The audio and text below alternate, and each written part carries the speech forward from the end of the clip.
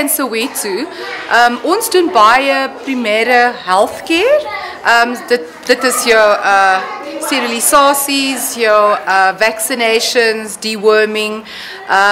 En ons wil ook baie graag meer edukasie doen. Ons doen dit al klaar, maar ons wil meer daarvan doen.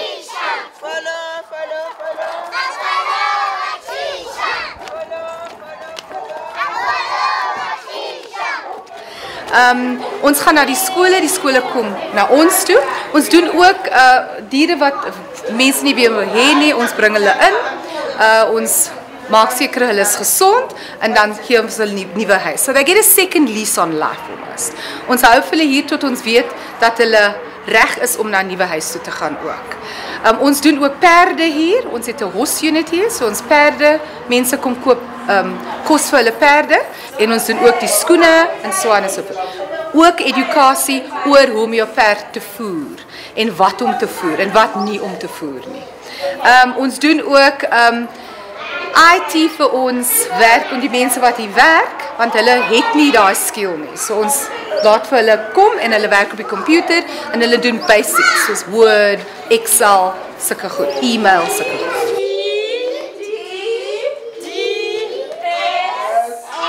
Ons het 'n groepie kinders wat van Lithium Ministries is en hulle kom om 'n bietjie te leer oor diere.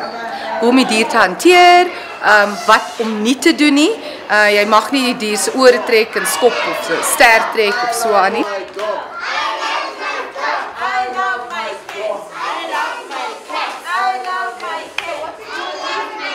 En so hulle kom leer vandag oor diere en ook net 'n dier gevoel en gehanteer en so.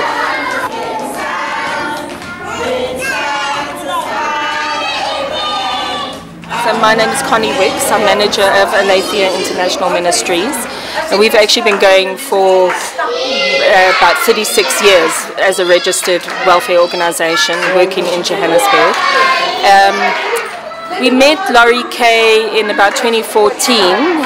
We have a feeding project in Dubai Hostel, and there was 2 little puppies that had been abused, and so I brought them to the PDSA to be treated, and it was sort of, we decided then these children need to learn how to treat animals and look after their pets and things like this, because we had been seeing, you know, that the poor animals were not being treated very well or looked after properly, and obviously it's something that's brought down through the generations. So we started immediately in 2014 with educational programs, which we make fun days for the kids, you know, face painting and nice meals, and then PDSA comes and educates the children how to look after your dogs and cats and whatever, and we've had vaccination drives, and it's really been, I think, really good. We're already seeing the results and improvements in how the children are looking after their animals and caring for them and things like that. So it's been a really successful partnership, and we just hope that we can continue with this. And I think the more the kids learn and the more it's reinforced, you know, the more it'll sort of stick in their heads and we'll start seeing changes.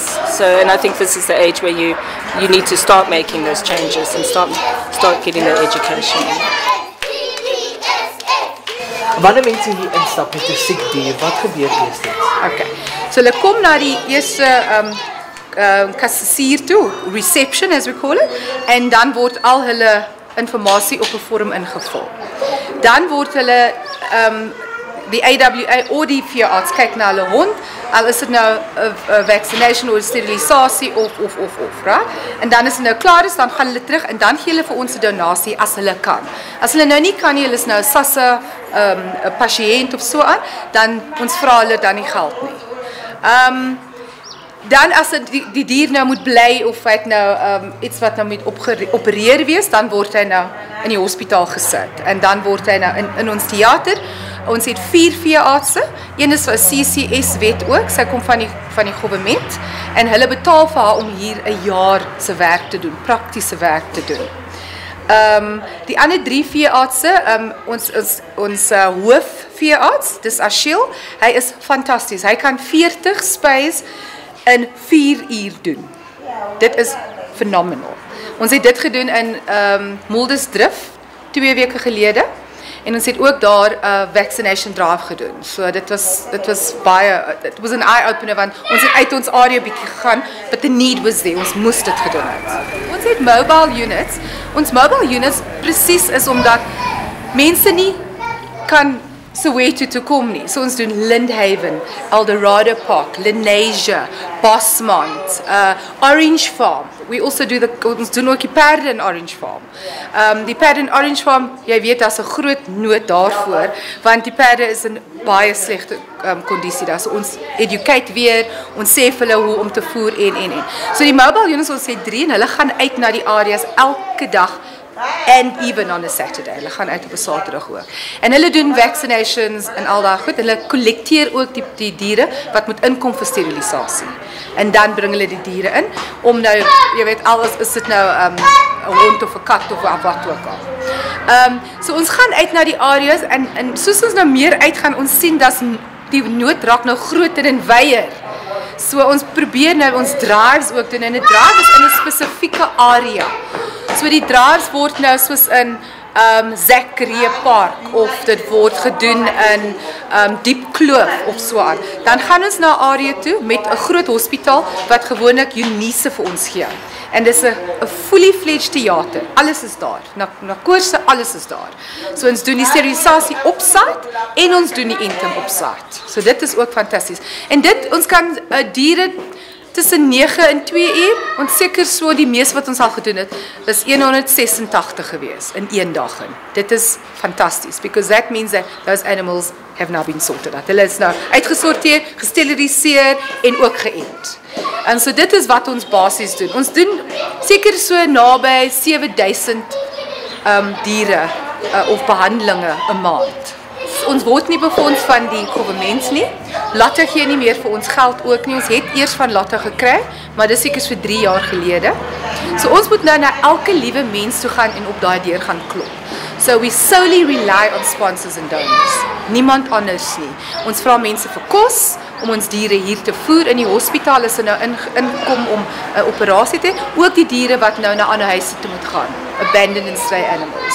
So ons vra vir mense, ek moet briewe skryf, ek skryf appeal briewe, ek gaan na corporates toe, ek klop op mense se deure, interaction.